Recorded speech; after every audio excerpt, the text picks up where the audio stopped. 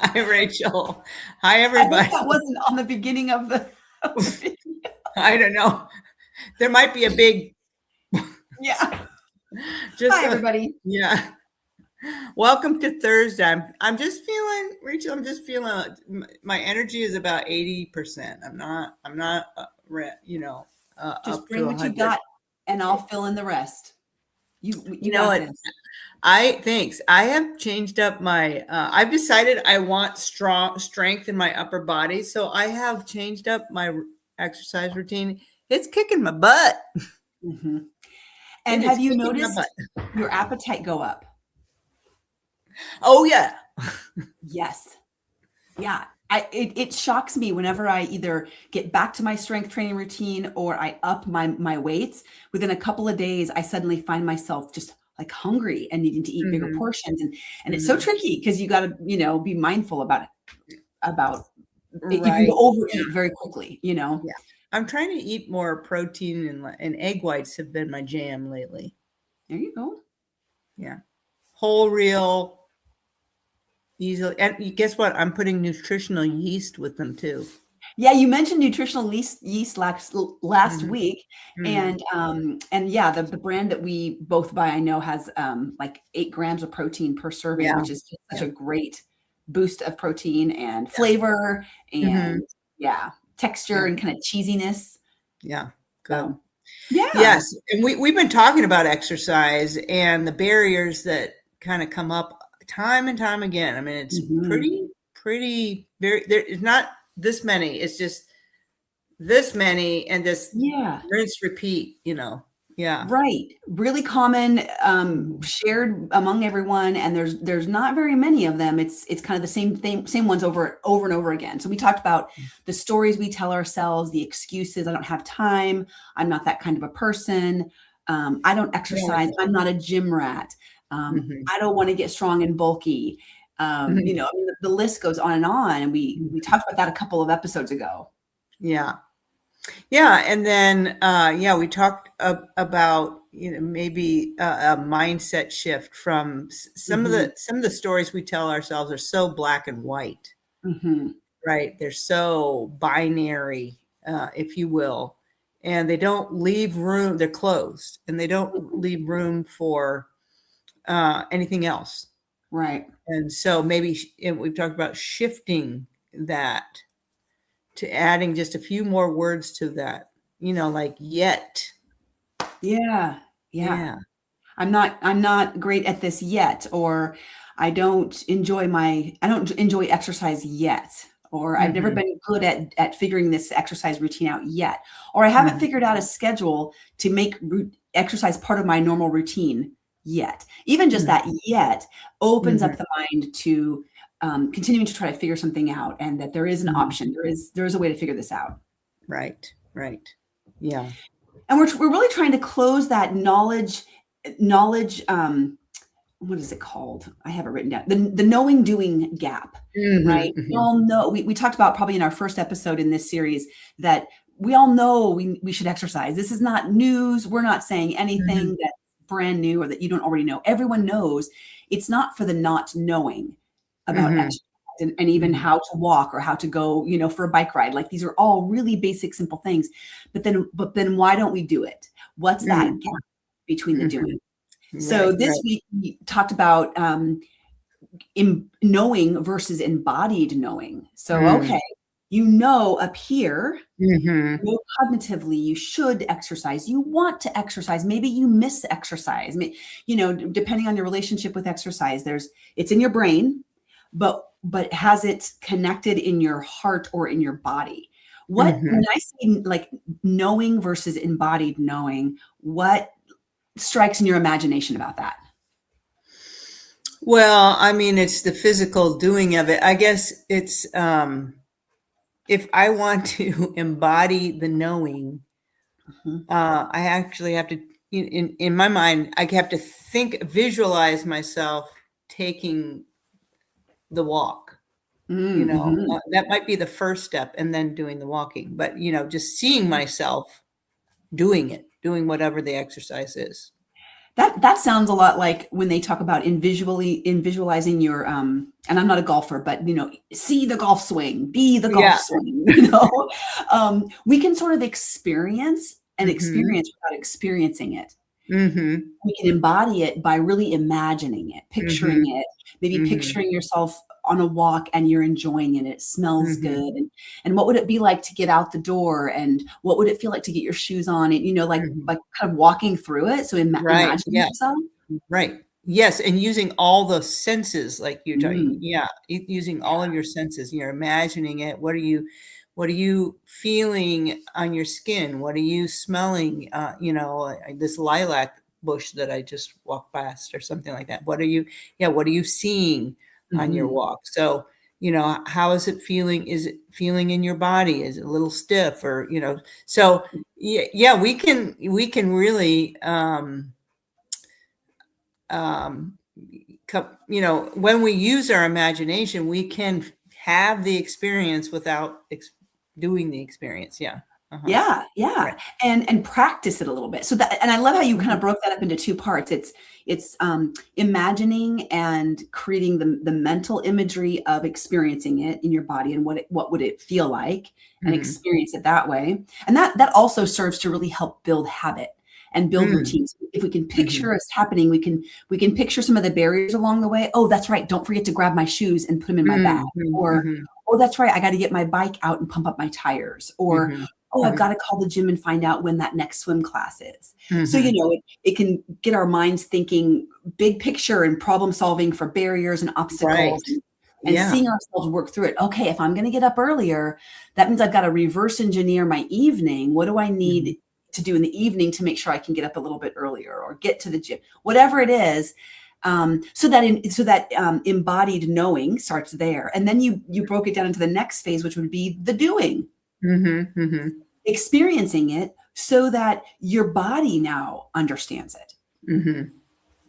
Right. Um, Someone who has experienced how good they feel after consistent exercise and movement has a different knowledge than someone who's only read about it. Mhm. And really anything we've experienced, if you've ever done something, you've embodied that experience, Mhm. and somebody else might be like, oh, tell me about that. And they might kind of live vicariously through you, but they don't know it in their own bodies. Mm. Yeah. What do you think Yeah. about that? What does that compare for you? Right. Right. Right. And I, well, yeah. And I mean, if we're just allowing ourselves the opportunity to experience this walking or this movement or the biking or the swimming or whatever it is for us, Yeah. and then giving ourselves permission to enjoy it. Mhm. Mm.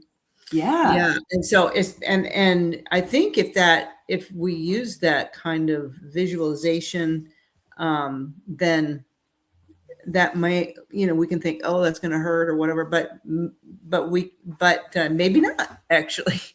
Maybe we're going Yeah. to feel it, but maybe we're going to feel a lot better afterwards. So, um, you know, actually probably that could be part of the exercise, is to, think about what it would feel like and feel good.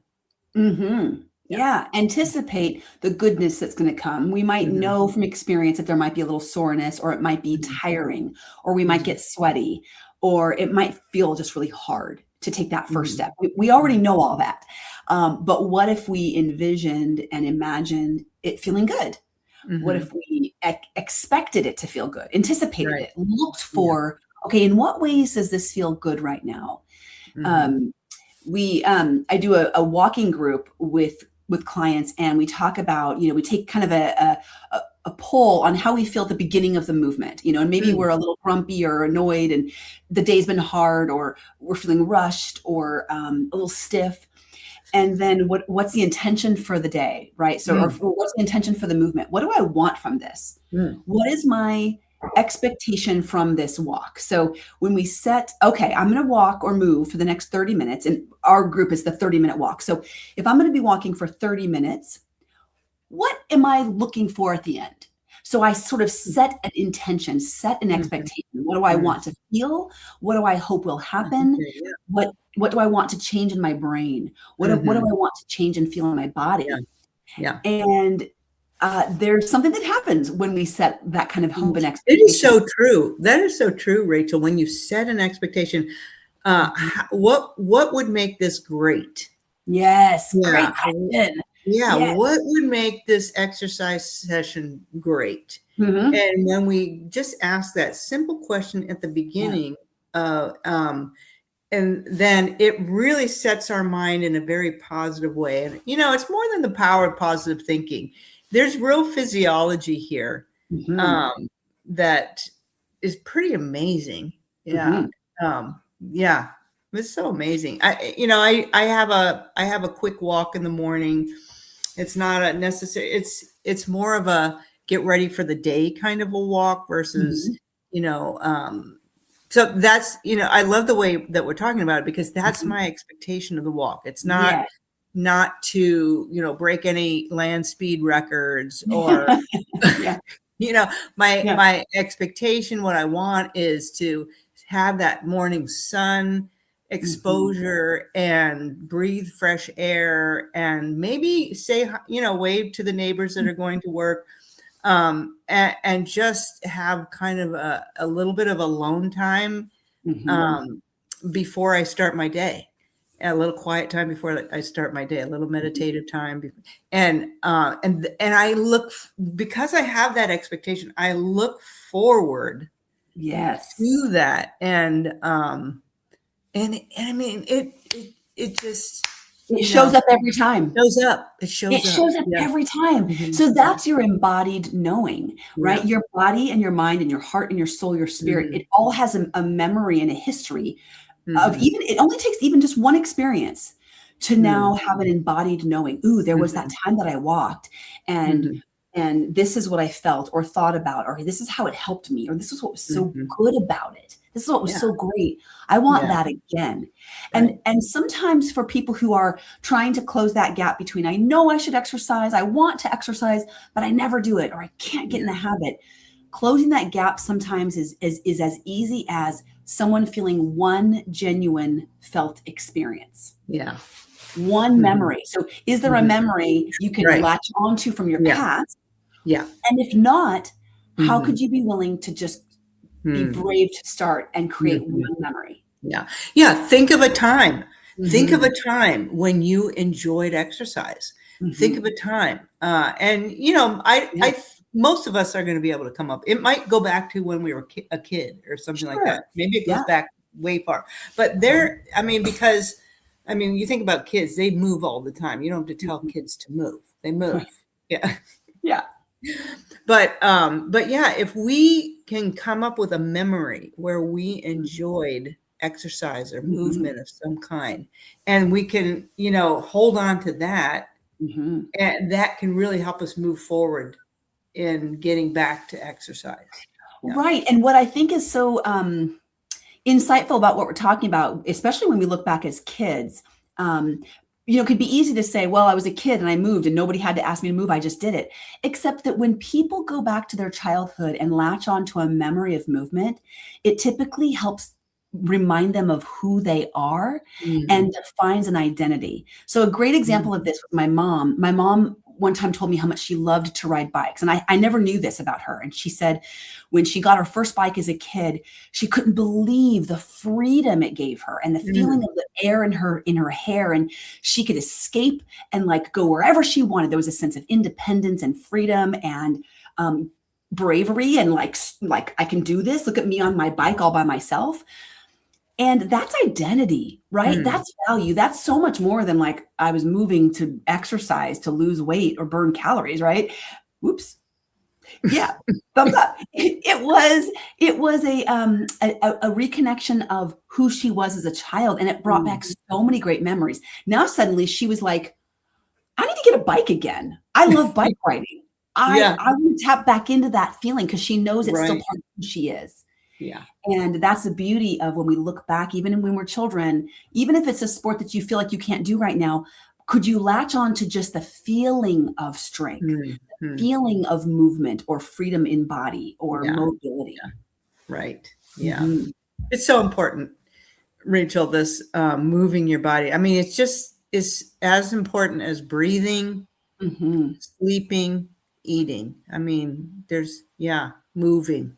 It really is. Yeah, it really is. And I keep coming back to that question we just identified of what would make this great. It's a great practitioner Yeah. question. When I ask people at the beginning of a coaching question or coaching session, what would make this call great? It sets the whole tone for what we're both anticipating and making sure that we stay on track to get where they want to go. Yeah. And we can do the same for ourselves in any situation. Any situation. What would make the day great? Yeah. Yeah. What would make this interaction with my friend great? What would make my work day great? Yeah. Yeah. Good question. Mm-hmm. Yeah. Great. What's going to make your dinner great, Rachel? Oh, what's going to make my dinner great? Ooh, you're going to like this one a lot. Salmon. So my son works at the Better Beef company, and he can get us some salmon at great. What's great is that they're contracting with some local fishermen who go up to Alaska and hook and bait and fish and get the salmon. So I feel good about the way it's sourced and the way it comes to my plate. So we're going to have probably really simple, when you have a good piece of salmon, it just needs to have a couple of, contributing actors on the plate. There's not much more you need to do.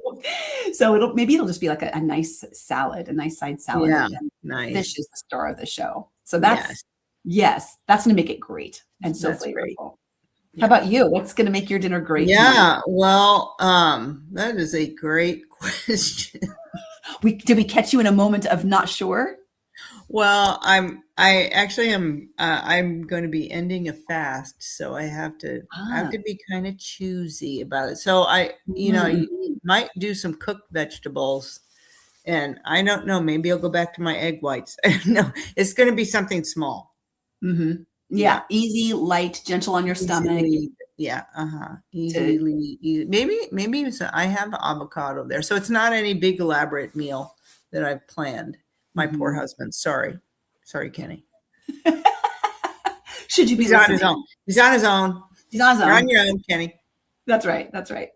Well, I hope for you guys listening, you're thinking about what's for dinner and what would be great about today. What could be great about your movement? What could be great about just taking that first next step? And if you don't feel like you have that embodied knowledge of goodness, maybe a lot of your memories of exercise and movement are negative, then being brave to make a memory, to start fresh, to create new memory and new positivity around a small moment of memory, and then embrace it and build on it, embody it, and then continue to grow it. So good. In a way that feels good for you. Yeah. Yes, that's great. Thank you, Rachel. Thank you. Yeah. All right. Well, everyone have a great rest of your day, and we'll see you next time.